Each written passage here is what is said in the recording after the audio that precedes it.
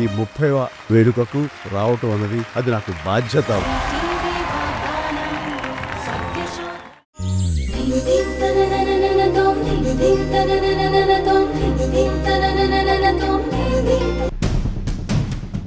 ఇది మాత్రమే కాదు, ఇక నిన్ను PP group of corporate vice chairman గా ఆ పోస్ట్ నుంచి టర్మినేట్ చేస్తున్నాను.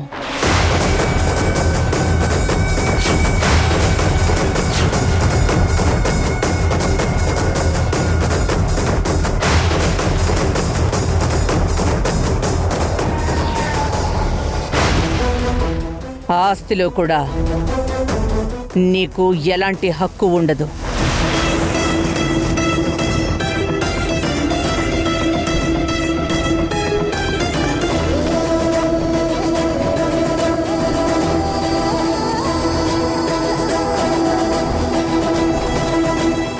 ఇప్పుడు నువ్వు ఆ అమ్మాయిని పెళ్ళే చేసుకుంటావో ఇంకేమైనా చేసుకుంటావో నీ ఇష్టం.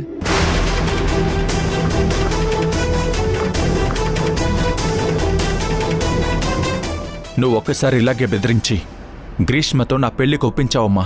ఏమైంది? మళ్ళీ అదే రిపీట్ చేస్తున్నావు. ఇప్పుడేంటి? ఇవన్నీ కావాలి అంటే వసుంధరని వదిలేసి రావాలి, అంతే కదా? అప్పుడు ఇవన్నీ నాకే ఉంటాయి, అంతేగా?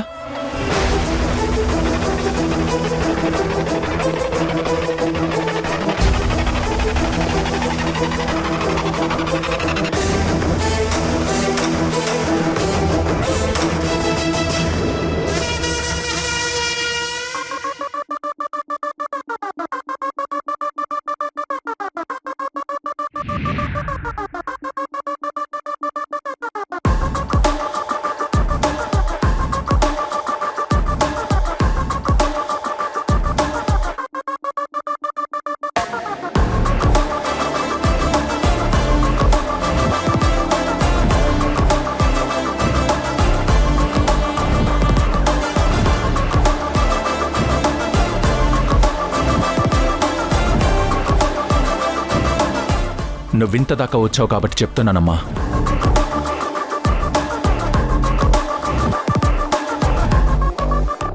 దీనికి నేనిచ్చే వాల్యూ ఇదే.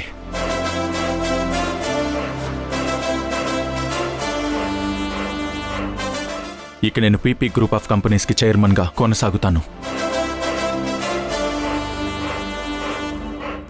వసుంధరని పెళ్లి చేసుకుని ప్లాంటేషన్కి వెళ్తాను.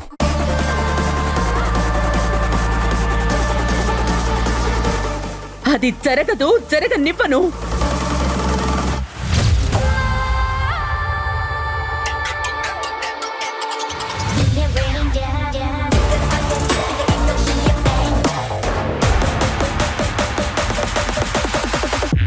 అమ్మా, ఇన్నాళ్ళు నీతో నేను తలపడాలనుకోలేదమ్మా. అందుకే నువ్వు ఏం చెప్తే అది చేశాను. కానీ ఒక అమ్మాయి మీద కోపంతో కాదు, ఈగోతో కాదు, అహంకారంతో ఇప్పుడు నువ్వు తీసుకున్న ఈ నిర్ణయానికి నేను నీకు గట్టిగానే సమాధానం చెప్పాలనుకుంటున్నాను.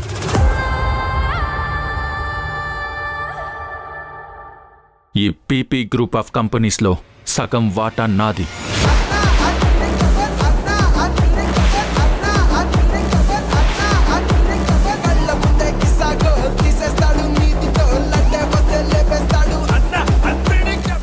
ఏం వాటా? నువ్వు కంపెనీలో ఉండాలో లేదో, వాటా ఇవ్వాలో లేదో నిర్ణయించాల్సింది నేను.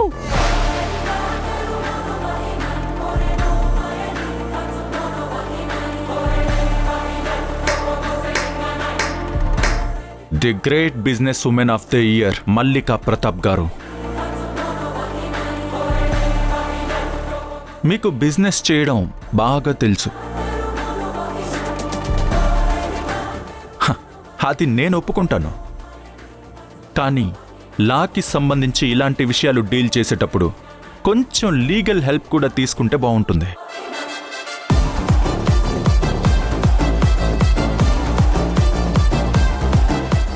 సరే, పర్వాలేదు, నేను చెప్తాను.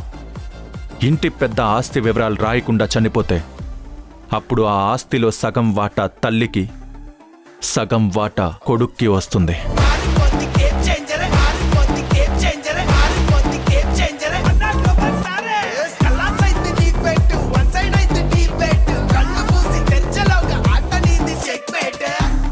ఇకపోతే పెళ్ళి. నాకు మాటలు మార్చి మార్చి విసుగొచ్చింది. ఇక ఫిక్స్ చేద్దాం. పెళ్లి పత్రికలో రాసినట్టు 27వ తారీఖునే వసుంధరతో నా పెళ్లి.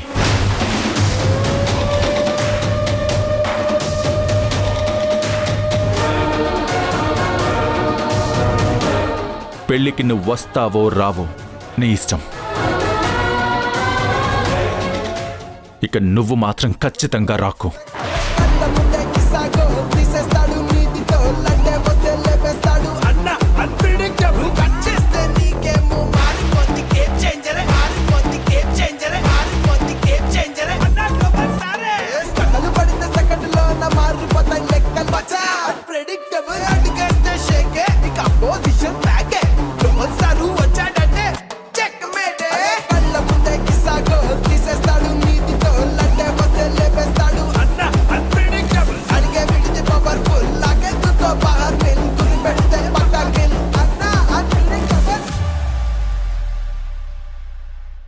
ఈ మల్లిక ఓటమిని ఒప్పుకోదు.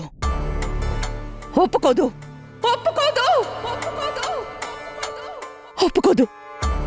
Aunty, aunty control please aunty.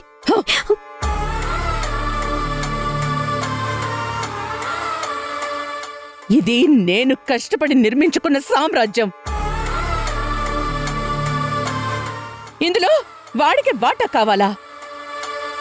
లేదు, ఎప్పటికీ ఇవ్వను. ఆంటీ, దానికోసం వాడు ఎంత దూరం పోయాడో చూడు. కుటుంబ గొడవలు దాటి ఇప్పుడు ఆస్తి కూడా అంట. ఈ లెక్కన రేపొద్దునది వచ్చి చెప్తే నన్ను చంపేస్తాడా?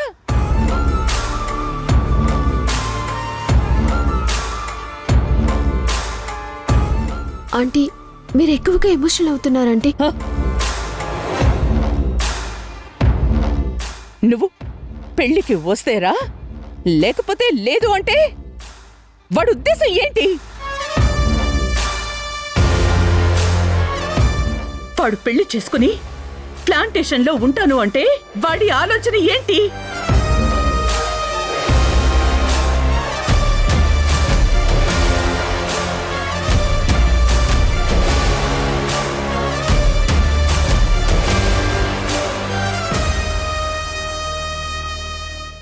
నీకు దిక్కు లేదు. నీ చావు నువ్వు చావు అనే కదా.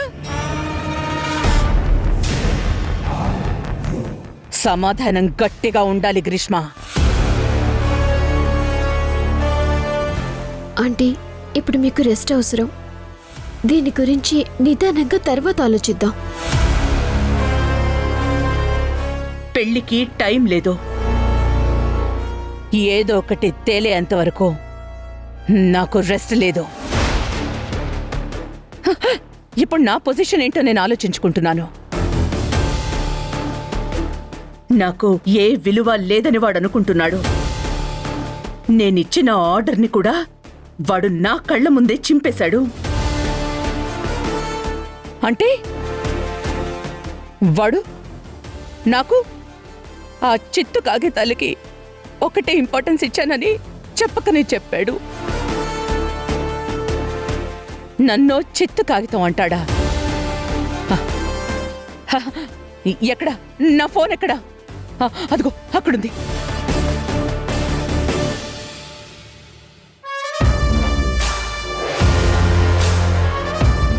టీనా,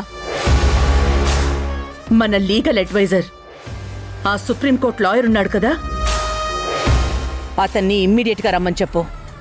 నాకు ఎక్స్క్యూజెస్ వద్దు. అతను వెంటనే ఇక్కడుండాలి.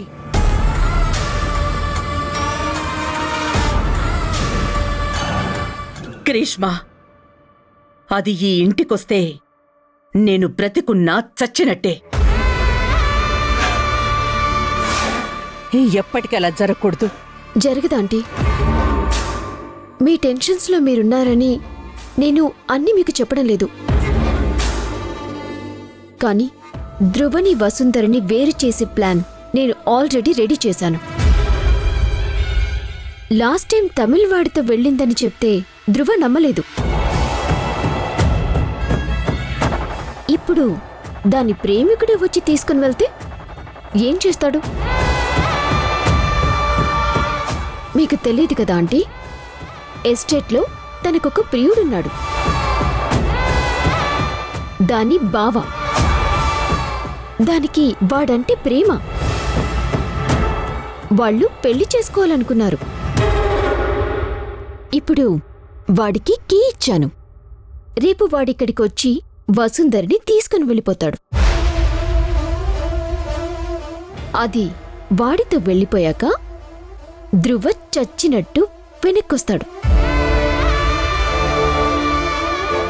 మీరు ధ్రువని ఎలా లాక్ చేయాలో ఆలోచించండి. తన లైఫ్లో నుంచి వసుంధరిని ఎలా పంపించాలో నేను ప్లాన్ చేస్తాను.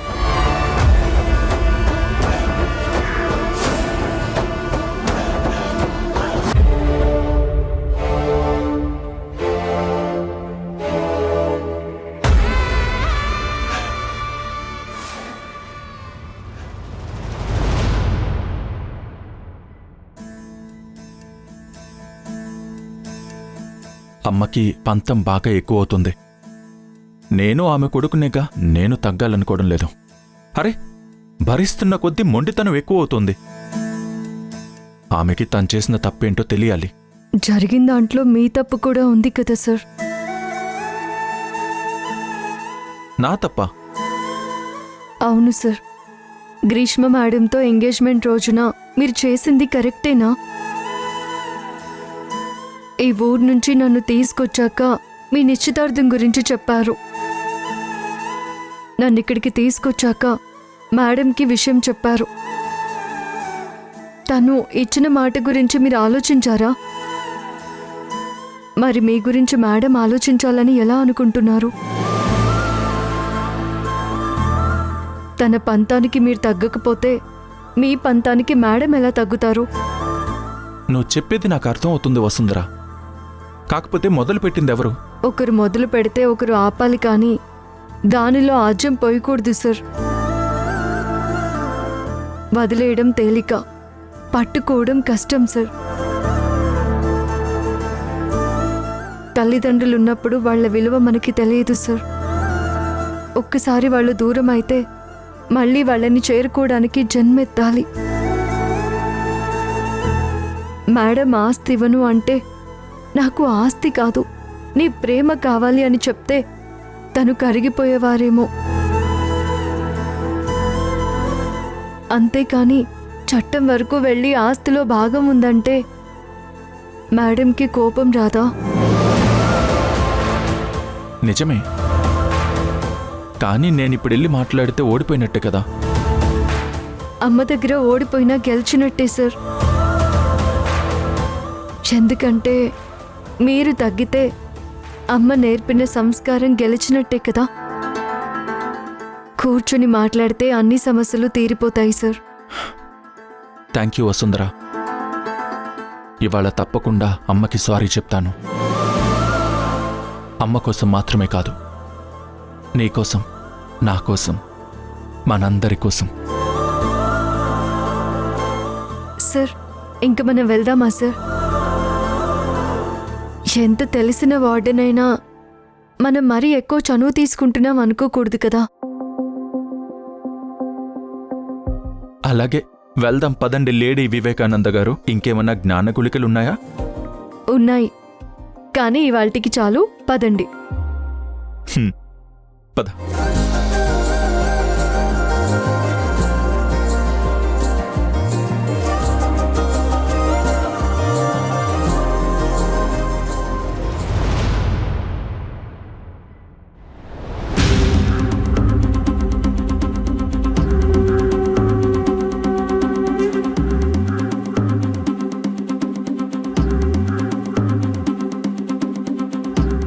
నమస్కారం అమ్మా.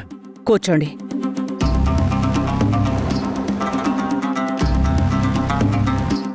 మీరు అర్జెంటుగా రమ్మన్నారట. కొత్తగా ప్రాబ్లమ్స్ ఏమైనా వచ్చాయా? చెప్తాను. కొన్ని విషయాల్లో మీ చట్టపరమైన సలహాలు కావాలి. సబ్జెక్టు బిజినెస్ అయితే ధ్రువబాబు, నందిత మేడం కూడా ఉంటే మీకు ఇంకా ఈజీగా ఉంటుంది. సుజా, వస్తున్నాను మేడం. నందితని తీసుకునిరా.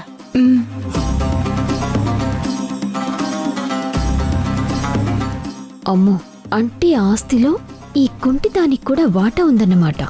ఇన్నాళ్ళు ఏం లేదని లైట్ తీసుకున్నాను. ఇక మీదట ఈవిడ్ని కూడా మన గ్రిప్లోకి తెచ్చుకోవాల్సిందే.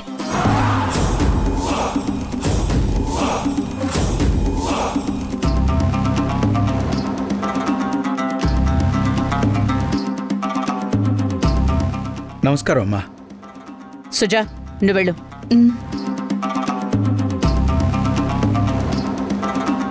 విషయం ధ్రువ గురించి. ధ్రువ ఎస్టేట్లో పనిచేసే ఒక కార్మికురాల్ని ఇంటికి తీసుకొచ్చాడు. ఆ అమ్మాయిని పెళ్లి చేసుకుంటాను అంటున్నాడు. ఓ, అతనికి నచ్చిన అమ్మాయిని పెళ్లి చేసుకోవడంలో చట్టమేం అడ్డు చెప్పదు. కానీ నేనడ్డు చెప్తాను. వాణ్ణి కంపెనీ వైస్ చైర్మన్ పొజిషన్ నుంచి టర్మినేట్ చేశాను. చెయ్యొచ్చు. ఎండీకి ఆ అధికారం ఉంటుంది. ఉంది కదా? ఎండీగా నాకు ఆ అధికారం ఉంది కదా? ఉంది.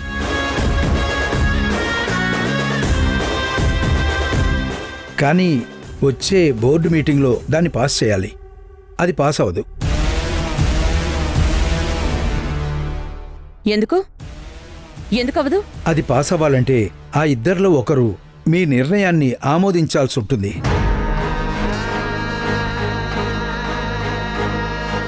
నందిత మేడం నోరు తెరవలేదు.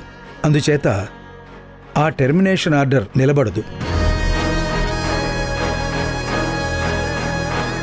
భగవంతుడా, మొట్టమొదటిసారి నేను లేవలేకపోవటం నాకు సాయం చేసింది.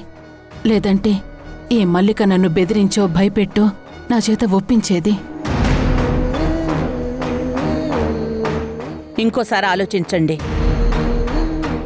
ఈ ఆస్తి మొత్తం నా భర్త కష్టార్జితం. నా భర్త చనిపోయిన తర్వాత ఇవన్నీ నా చేతికొచ్చాయి. ధ్రువకి ఏం హక్కుంది అందులో? కరెక్టే. ప్రతాప్ సార్ చనిపోయే ముందు వరకు ధ్రువకి హక్కు లేదు. మరణించాక ఆ హక్కు వచ్చింది.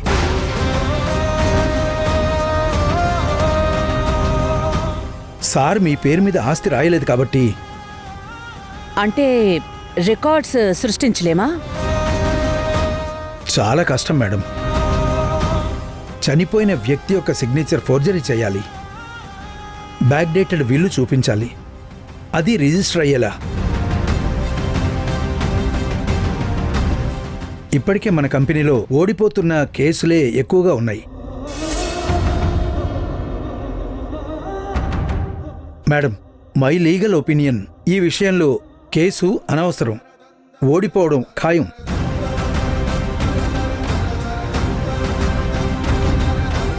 వసుంధర, నీ అందా దేవుడున్నాడమ్మా.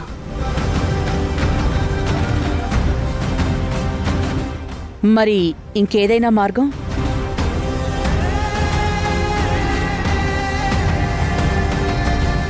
మీ అబ్బాయికి పెళ్లి చేసేయండి. అప్పుడు ఆస్తులు మీకే సొంతం అవుతాయి.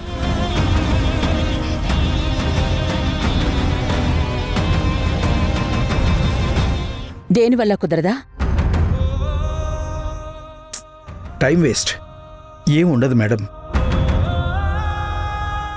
సరే, నేను వెళ్ళొస్తాను మేడం. వస్తాను మేడం.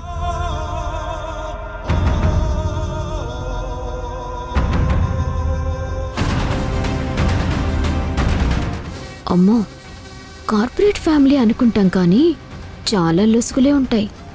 నా ప్లాన్ సక్సెస్ కాకపోతే ఇక సర్దేసుకోవటమేనా? నా ప్లాన్ ఖచ్చితంగా సక్సెస్ అవుతుంది.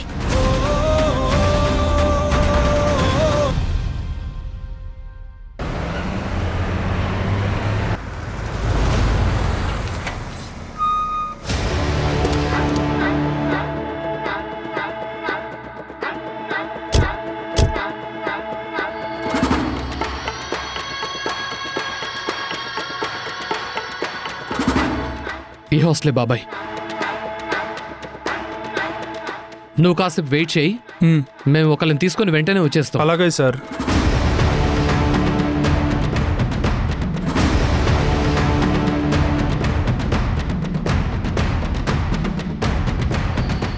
ఏంటలా చూస్తున్నావు? ఇక్కడ నా బిడ్డని విసిరేశాడు. తమిళవాడితో పెళ్ళైపోయిందని నిందలు వేశారు. అయినా ఇవన్నీ ఎందుకు భరించిందో. వసుంధర మనుషుల్ని మనసుతో చూస్తుంది బాబాయ్. అందుకే వాళ్ళలో ఉన్న చెడుని తొందరగా పసిగట్టలేదు బాబాయ్.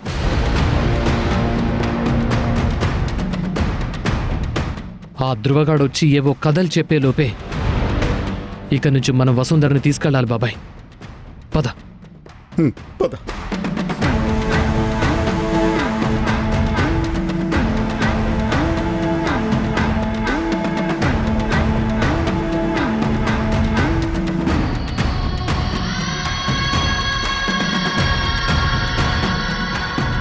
తనని ఆల్రెడీ ఎస్టేట్కి తీసుకెళ్లారు కదా ధృవ.